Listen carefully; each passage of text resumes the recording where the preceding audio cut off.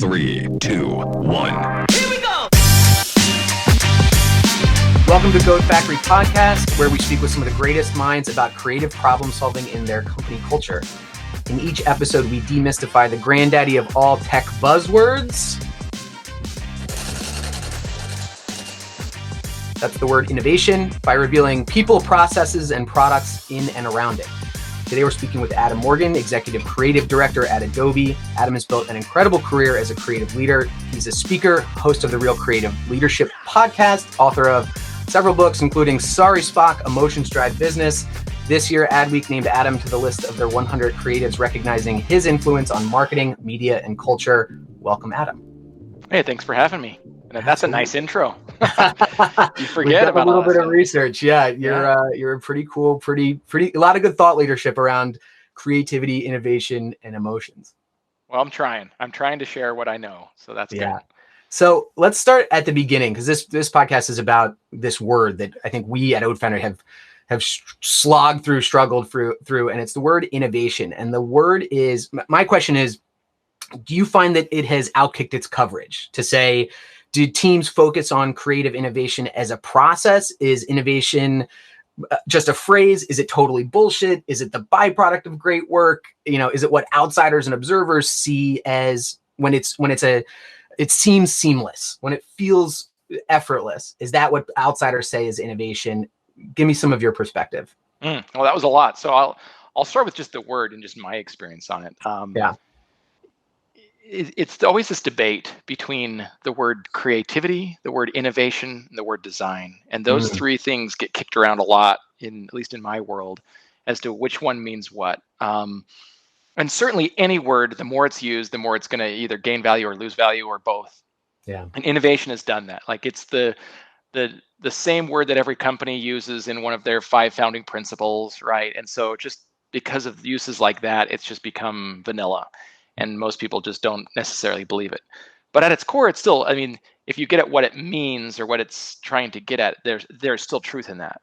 In that, for me, ideas can change the world. Ideas are at the root of good business and growth and all of those things. But when I talk about the three, though, where I've seen it danced around is like, if you are in an engineering role, then you go to innovation as the word. If you're a designer or a writer, then creativity is the word.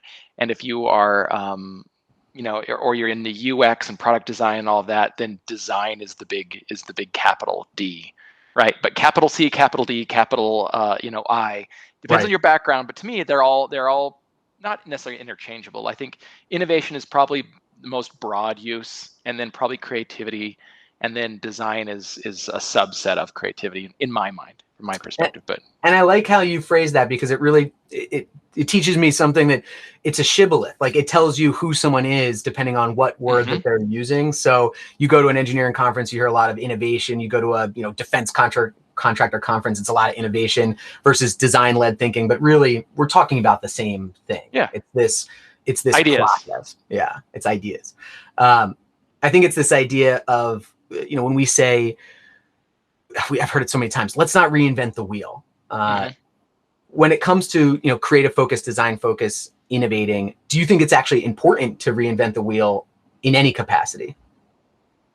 That's a good question of what does it mean to reinvent the wheel? So if I break apart, and this is so theory, but whatever, we're going to get into this. If I break apart what I really believe creativity means, creativity to me is a new combination of existing things, right? So if I'm doing an ad campaign, it's using a visual or a word in a new way, in a new combination that comes up with a brilliant idea. Yeah. If you're in business, it's like, how can I mix this kind of logistics with this kind of a product and come up with a new plan? So to me, it's like new combinations of stuff, right? That's really what it's all about. So I don't know. Go back to your original question of remind me again, because now I went on a rant. Is it important to reinvent the wheel? I think reinventing the wheel. Yeah. So if it's a new combination to me, then reinventing the wheel is what you do every single time you're coming up with a new idea or you're being creative. So it's not that it's like we have to start from ground zero, but you do have to reinvent. You do have to change. You do have to make the new. So I think in a way you have to. I think that's really what it is. And even that, I think that that's a very salient point, that we're not talking about completely from the ground up refresh. I think you said when you're doing a campaign, it's one part of it that is going to be maybe antithetical to how it used to be done. And that's Correct. what's the innovative part, is to break out of a mold, because you're really putting someone in a different set and setting where they can feel a different emotion. And that's what's powerful about any of this creative, any of these campaigns. That is true. Reinventing the wheel could mean two different things. It could mean starting from scratch and doing everything over. And I'm not saying that's the right way, but I'm more of like standing on the shoulders of giants, right? Mm-hmm. Take everything that was done before and then tweak it and change it and reinvent it and figure out a new way of making a new combination. That to me is the right answer. And you've heard the whole saying, it's like everything that's ever been invented has been invented. And it's like maybe all the elements are all there. You know, it's like the periodic table. Those are all there, but just like Remy said on Ratatouille, like there are so many millions of combinations that you could put food together in so many different ways. That's the creativity of life. Like that's bringing all those and making new combinations. I think that's where we find fun. Yep, I like that. I think that there's two parts of that I want to dig into. One is your knowledge of Disney films. I think you have some kids. I don't know how many kids you have, but the ability to like watch Disney films unabashedly and then feel all of the good emotions of those Disney films. I definitely am a fan, but it's not even just the kids. I mean, it was like when I was a little kid, Disneyland was like my favorite spot to be. So there's a lot of nostalgia. My kids are now like high school and college, and we actually would love to go anytime we can, but at least, you know, every couple of years we'll go. But films, and you know what? Here's the other thing, like, because I was thinking about this. Sorry, we're totally tangenting here. No, tangents are good. We like tangents. I was thinking about like, why do I always cry at every animated film, Disney or not? Like, it's just like I get emotional. You could have me watch Despicable Me, and there's just a moment that I'm just gonna be like, oh, you know, it's just gonna kill me right at my heartstrings.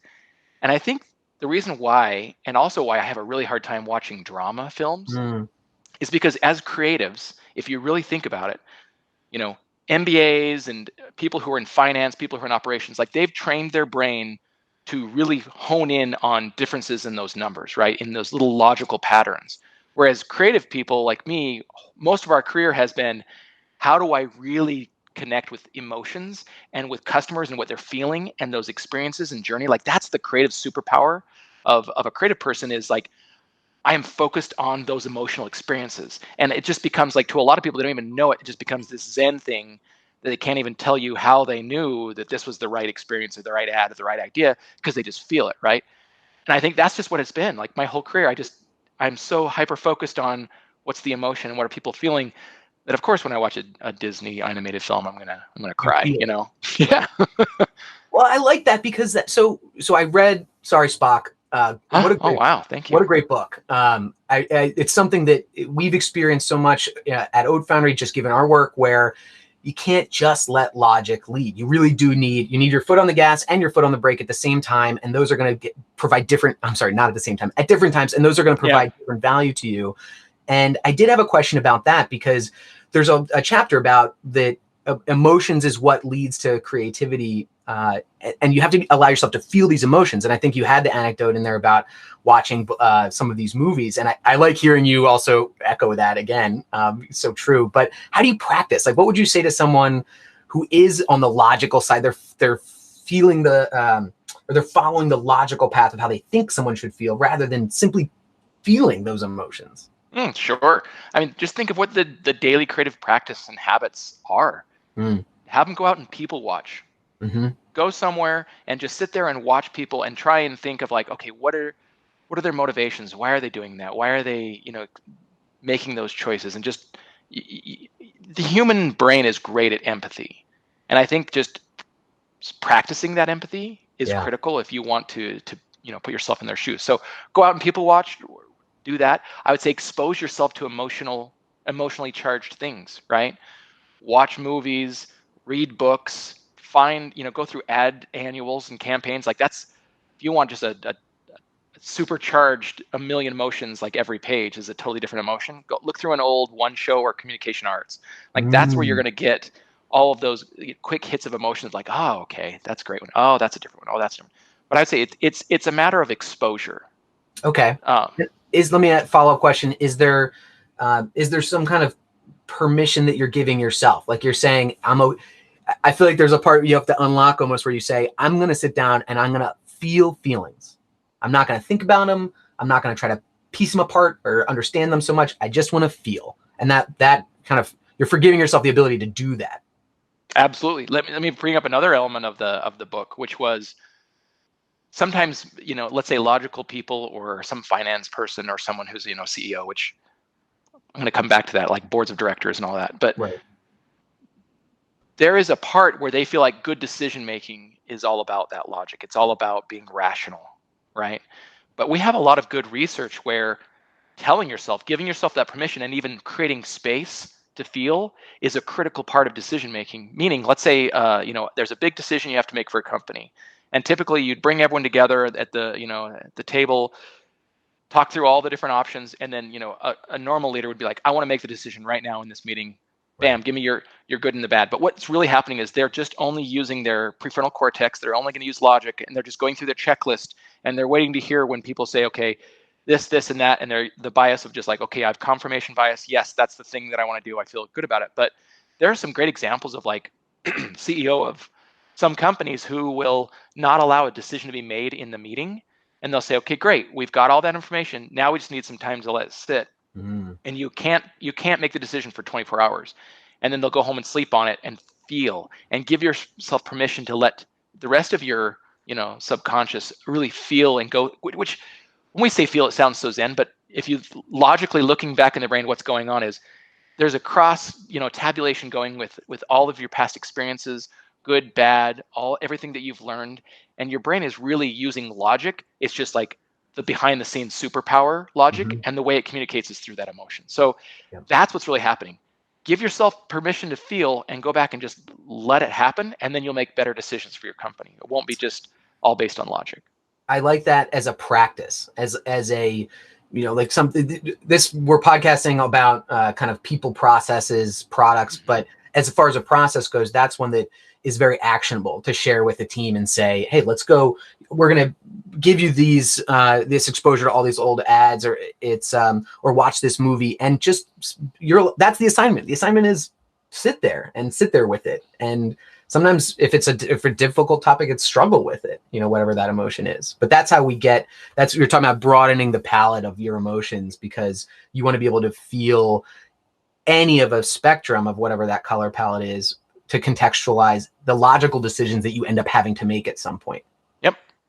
Yeah. And the funny thing is, you look at creative people, that's what they do all the time. Like the ones that I have lived and worked with forever, they're people watchers. They're taking notes. They're like, that's a great character for a book, and they're just really absorbing all of those little moments and emotions and things and experiences that are surrounding them. That's what, it's even funny. I knew of one creative, he would, for a tax write-off, he'd write off all of his movie tickets.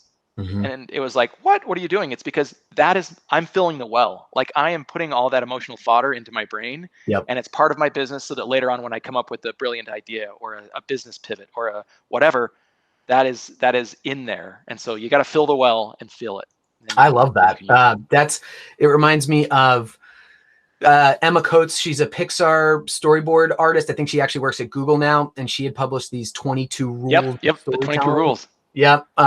Things like, throw out the first idea that comes to mind, second, third, and fourth are the actual better ideas. What wouldn't happen next, things like that.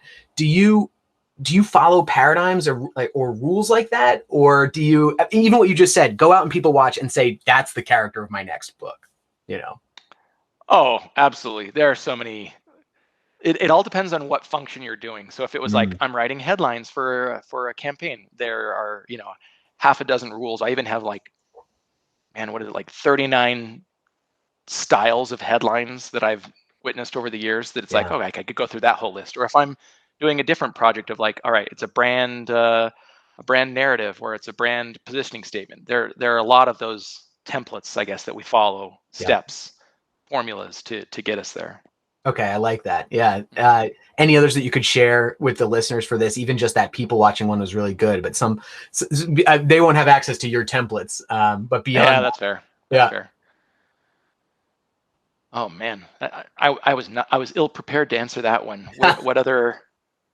Give me a random insight. What was it? I don't know. Like there are things that I'm thinking about right now of like the maturity scale of a creative department, whether it's in-house or at an agency. And there's like four steps to that I would think through of like, okay, here's like a good, it's not a template, but just a framework, I guess is maybe the right word. Frameworks, yeah. Is that what you're looking for like frameworks, or like I have a whelm scale that I could talk to you about, or is it just like truths, I've like heard, human truths? I like your whelm scale. Think more on the side of I think of Emma Coates, those 22 rules, as oblique strategies. I know it's not like the oblique strategy, but it's let's watch a Disney film in reverse. You know, that maybe not would be, you wouldn't get as much of the story out of it, but if you played out that story in reverse, do I pull insights from that as a way to expose myself to new, I think we had said when you're creating a creative campaign, part of it has to change. That's the innovative part. For this, it's let's just throw different pieces together in a different order and see what sticks. Yeah, I mean, and maybe those are more just like tactics and life tricks that you're using, such as people watching. I mean, for me, some of the things that I definitely use is is my notebooks. Like I have these creative notebooks that I've carried around with me since 1996. Yeah. And if you want to talk like analytical and nerdy, I have them all labeled, 1 through 31, whatever, when the date it started, which projects I'm working on. But the reason why I bring that up is I'm constantly like the front of the book versus the back of the book. The back of the book is where I just throw rando ideas all the time. Yeah. If it's people watching, if it's just me sitting there, in the shower or driving or whatever, when just you kind of are chill, ideas come up all the time for books, for movies, for products, for whatever it may be. So I'm just constantly just jotting down those things. And then I have a system of, if something I think is really good or bad, I rate them. And I go to the well all the time, going back to those notebooks. It just like, it's almost like, the movie Seven, where they find the guy's lair and it's just like this crazy writing in all of his little books. Like, I feel like I'm that often, because it's like I'm just like writing all these little notes all the time. Oh, I love it. It's helpful. Like I can always go back and just writing it down helps solidify it so I don't lose it. Because there'll be so many times I'm about to fall asleep and ideas come, and if I don't write down, they're gone, like 100% gone. So it's such a fascinating point that you brought up, that this is something we've seen in our own team, and we've seen with almost every other creative person who has consistent success, which I characterize your success as consistent. Wow, that's great to hear. Is that there's capture of, because you don't get to choose when it's on or off, right? The creativity is something, I think there's process you can put behind it to put yourself in the right place. And I know we do that here, and there's like different, you can shut certain things out, you can put yourself in the right mood. But like you said, when you're going to bed, if you just happen to have a great idea for your next book title, you want to be able to capture that. And this is something that so many of our peers, I think, to self-aggrandizingly say that, so many of our peers is they capture everything, and it's either in a notebook, or it's in a piece of software, or it's this Zettelkasten where it's 3x5 cards, because it's all about association. It's a numbers game at a certain point. Yeah. And looking at the word on the wall behind you, innovation, I mean, that's really what we're talking about here. For me, ideas, it came down to several things. Number one, training myself to brainstorm better, to come up with ideas and to come up with them faster. And I can talk about that in a second. And then making sure that I create the right environment, like you said, so that I can encourage that more often, and then writing it down. Like if you're missing some of those, if I don't create the right environment at a business, the chance of ideas happening are less, because either people are scared, or they're worried, or they're work too hard, or it's just like there's not that opportunity for your subconscious to kick in. Yeah. And if you don't write it down, it's lost forever. And if you're not in the beginning, like you haven't trained yourself to fill the well, to tap into all that stuff, then forget it. I'll tell you one thing that really helped me early on in my career. There was a book that I read, Jumpstart Your Brain, by what was his name? Jim something. Yeah. But it was all about we'll find it, we'll put it in a link. Yeah. I can give you more of that. But it was all about this idea of like, more often than not, when we're innovating or creating or whatever it is, we're brain draining. We're really just like going to the well and trying to pull something out of a hat. And part of what I learned from him is that if you change your mindset where you're looking for clues and filling the well and looking for those connections, you can do it a lot faster. For example, I could easily just say, okay, if I want to come up with an idea for Paris and the world, tennis tour, I would just normally to innovate, you'd sit back and just be thinking about all of that, and just hoping that an idea comes. But a process to improve that is I've done where I'll just write a list of everything I can think of that has everything to do with Paris. And then I'll write a list of everything I can think of that has to do with tennis. And then once those are out, or there's like mind mapping, there's other exercises you can do, but then Right. you're just looking and trying to make connections. And I may say, oh, good, the Eiffel Tower and a tennis racket both look the same shape, right? Right. There's Right. a famous ad that someone came up with. So it's a matter of like creating those systems in play so that you can make those associations faster, because everyone's brain is fast. Like, Yeah. no one has like a super slow. Okay, I shouldn't say that. Most of us have a fast enough brain that even as we're going through our social feed, like we know when we like something or don't like something in a nanosecond. And so creating moments where the fodder is there in front of you, and then your brain can quickly make those associations, you'll make connections faster, ideas faster, and then be able to be more of a machine and increase your odds of success throughout your career. So that's also a very salient point. This idea of when you're sitting down, and we call it, and I don't think it's unique to Foundry, convergent versus divergent thinking. Mm-hmm. And the divergent thinking is this: it's a numbers game, and we're trying to create as many as possible, and then converge. So that's the hit the gas pedal, and then convergence is let's critique those and put them together and analyze them and turn on that left brain thinking of being more logical. And you really, if you're trying to do both of those at the same time, task switching, it just annihilates both of those.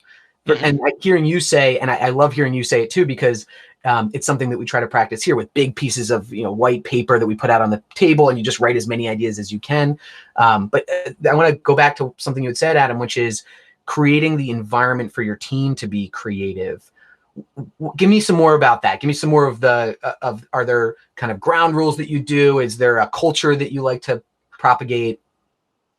This is an interesting conversation. I actually was talking with someone yesterday about, if you think about all of the most quote unquote creative companies, right, in the world, what really makes them creative, or can you believe that they are really truly creative? And it would be fascinating if we did a study and really dug into the internal environments to see if the story we're being told really maps with if they're really being creative internally, or if it's just a story, right? And I think the answer to your question of the environment, I feel like the job of a creative leader is to build that environment. Mm-hmm. And that's both physical and emotional. Like it's not just say, okay, go out and get a bunch of cool tables. I remember the first agency I worked at in 96. It was all just like doing this cool 90s design, and the walls weren't straight, none of the hallways were straight. It was all just like the environment was very creative and cool, right? Right.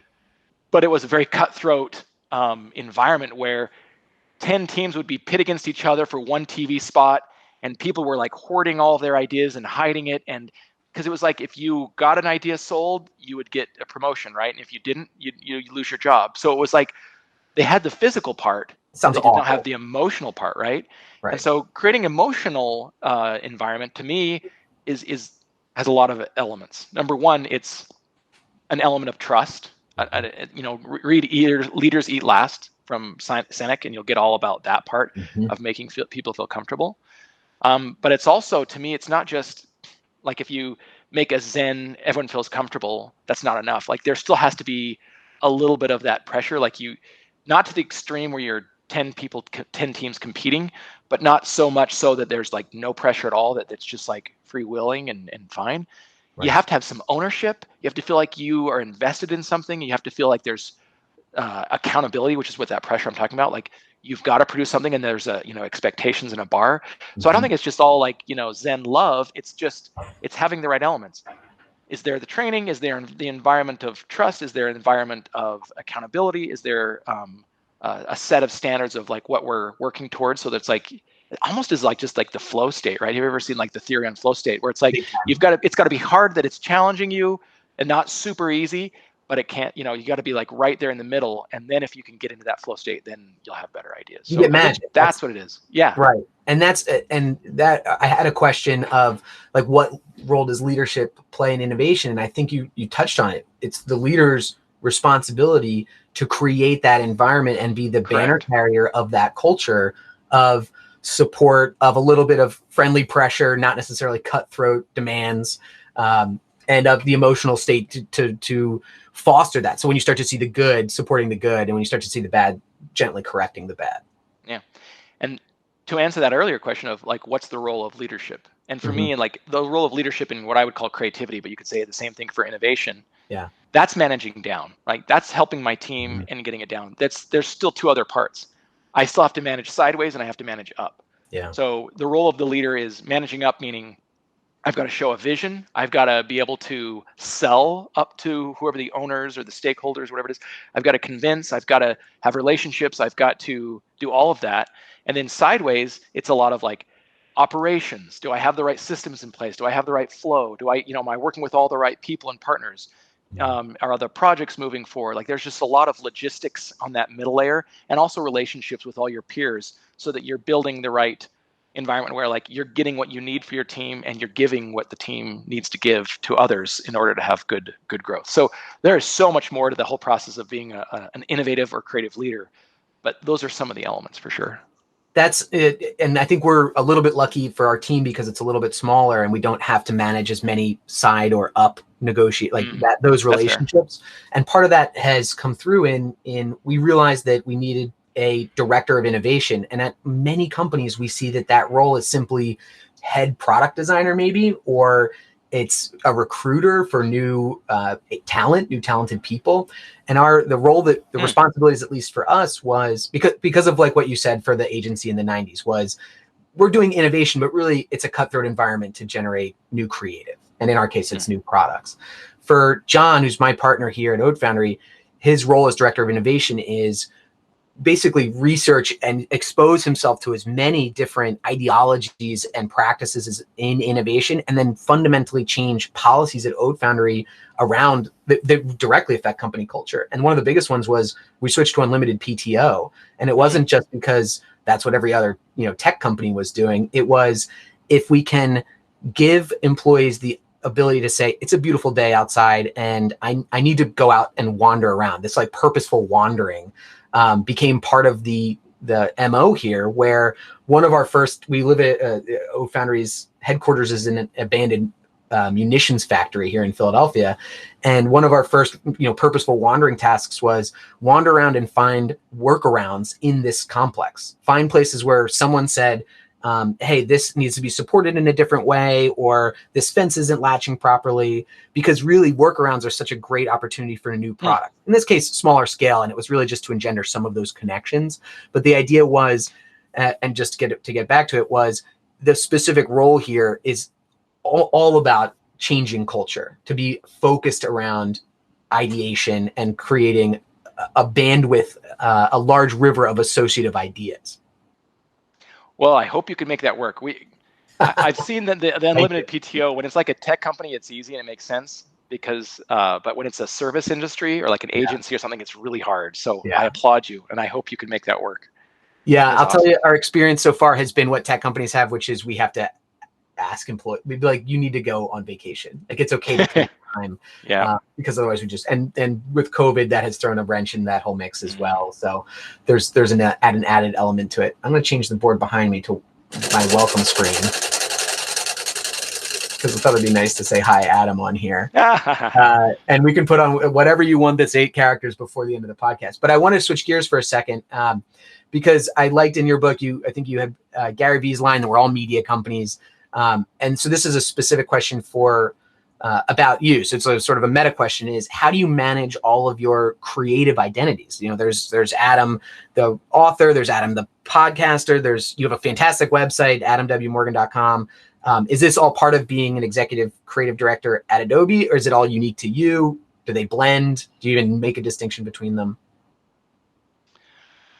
A lot of good questions there. I would say for the most part, all of those side things, and there's probably others that I haven't told you don't have insight to, but I have a lot of irons and a lot of fires, probably just because of, I don't know, maybe I have ADD, I don't know. But I think it's just because I was raised in the agency world, and it was go, go, go, go constantly. Like I was used to that pace. And so even if I'm in an environment like now at Adobe, where it's a fast pace, but it's not like it doesn't take up all of my energy. So I have excess that I just push into stuff. And I think the core of it for me is that I found out that I'm not great at sitting down and watching TV.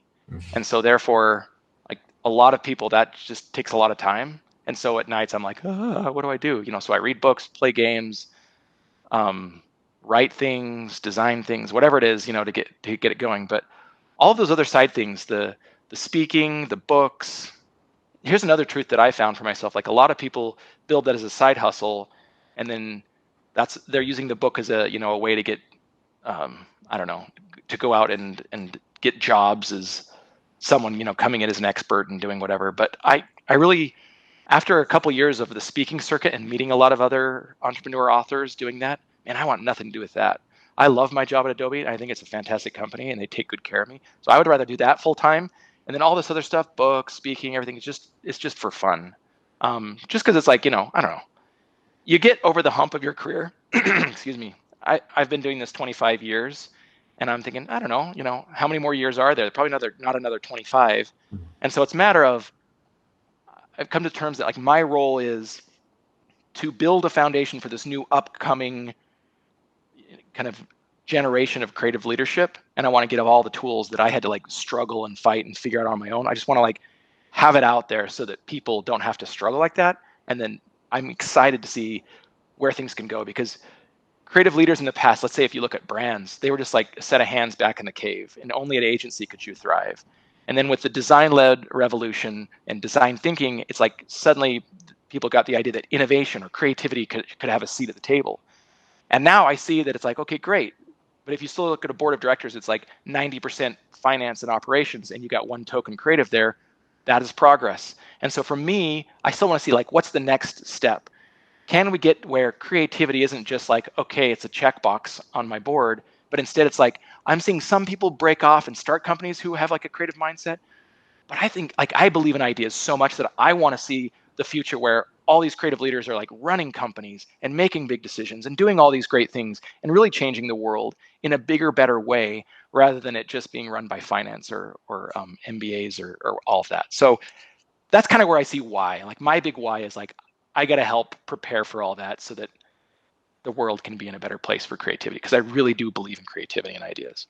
I love that. I love that answer. It resonates with me personally because my background's mechanical engineering, so I would be on the maybe innovate is my leg of that chair versus design and creativity. But anytime I'm asked to speak at a school or something, any opportunity I have to convince a kid to be an engineer, I will absolutely take it, or design focused. But I have to say, because I love the bit in the book about being a central brain person. And I find myself I feel like a central, I still have an intact corpus callosum, but I feel like a central brain person. And when I love the culture switch at Oat Foundry to be focused on the power of ideas and building a process where we get to keep doing that, because it's very exhilarating to be a part of.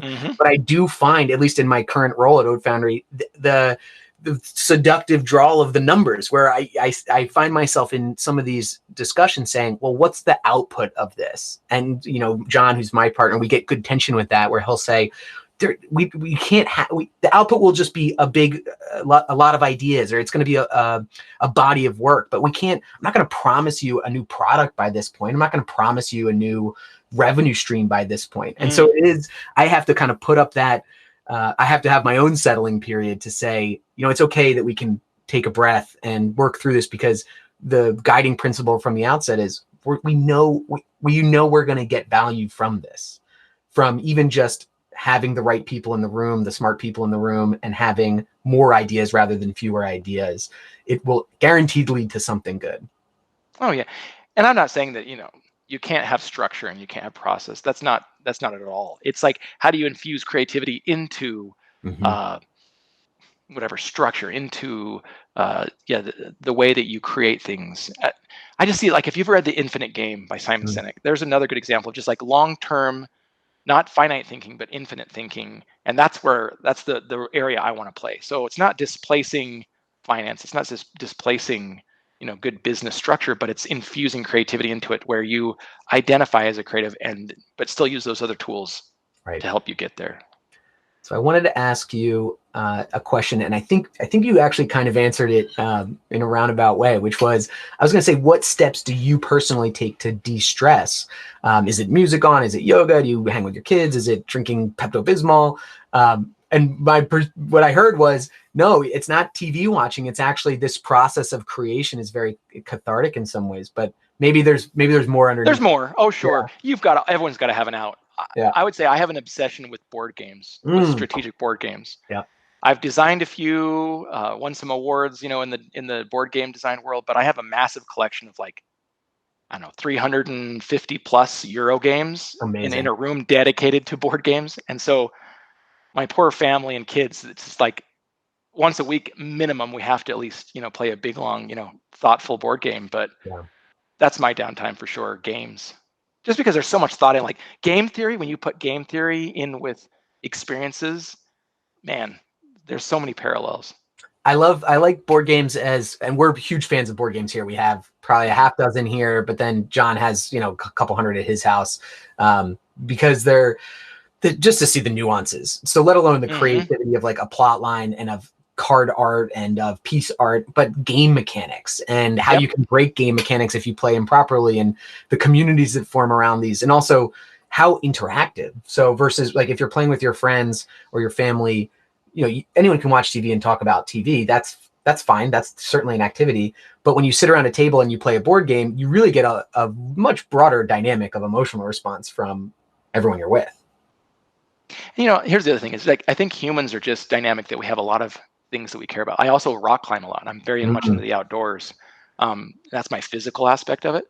Yeah. I think it's just like a character in a book, right? You've got to have at least those three pillars of just unique things that you care about that make you who you are. Like that's your unique combination. Yeah. And I'm sure if we looked at all of us, hopefully most of us have like three distinct things that we're into that make a weird combination. But I think it's fun. Gosh, mine's probably cooking. I find that to be a very regenerative activity. Chopping vegetables and nourishing, but not from an emotional sense, not necessarily just a physical sense. And maybe what type of cooking? Because some people are into baking, some people are into sweets, some people are into like grilling. Like there's still so many subcategories of that. Right, then, vastly different subcategories. No, that's a great answer. And have you been rock climbing a lot? Do you try different? Let me be specific about my question. Do you find yourself in an activity that regenerates you, like rock climbing? Do you find yourself being where you're trying to find harder and better and faster and bigger inclines and harder trails to go boulder on? Or is it like, no, I have my tried and true, I have the ones I like, and I'm going to stick to the ones I like? It's kind of a combo. Like early on in my life, like in the 90s, it was push and try harder things, climb 12B was probably the top I ever got to. Yeah. But now for me, it's I'm getting in my late 40s. It's all about, do I have, the stamina? So it's like going to enough of the middle level ones and then going to the gym in the winter. And luckily they swap out the routes all the time. So it is always finding new stuff. So whether it's there or on the real rock, for me, it's just the physical aspect and the height and just the friends that I'm with. So there are a lot of angles to it. But I think, and the reason I asked this question, because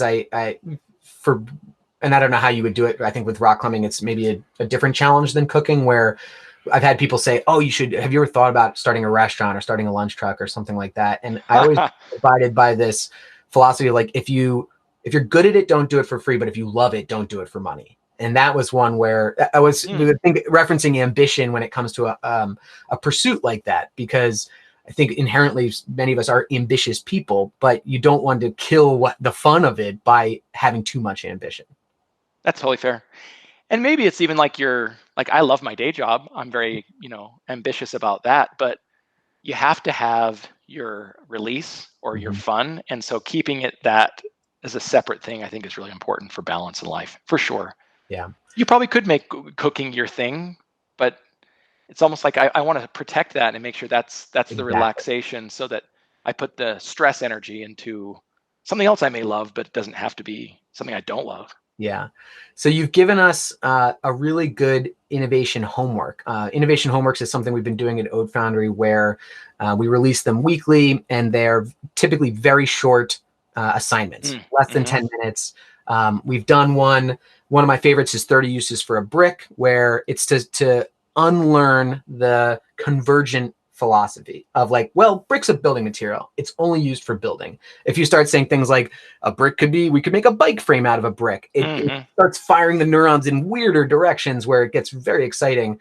very quickly. And the idea there is that it's really just a numbers game. We're not trying to actually design a bike frame out of a brick, but we want you to keep digging until we have all these things that we can associate together. The idea is not to criticize.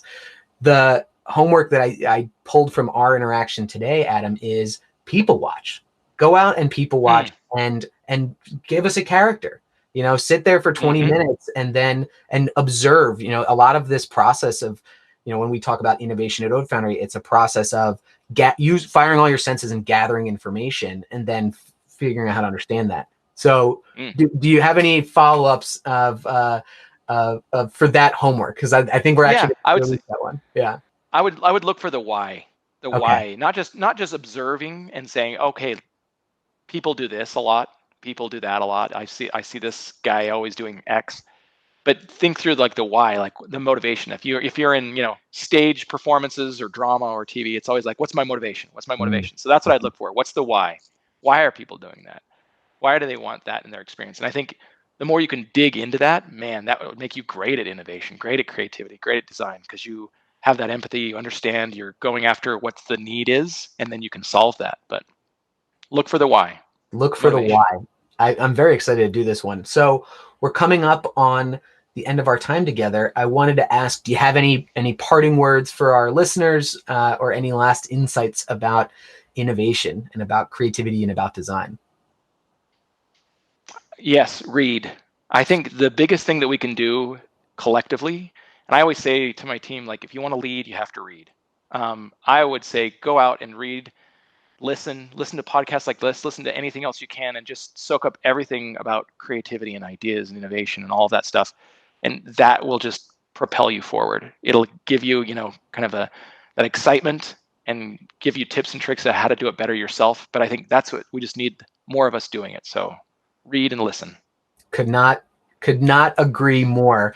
What I'll say to everyone who's listening is we're going to put links to all of Adam's thought leadership, his website, his podcast, his books at the bottom, non-affiliate links. So feel free to check him out. He's got a ton of great things to say. I think we even touched on the Whelm scale as one that we've used at Foundry. We didn't even dive into that. So for all you, for PMs out there, for managers out there, check out the Whelm scale. It'll give you some insight. I think that's on the blog.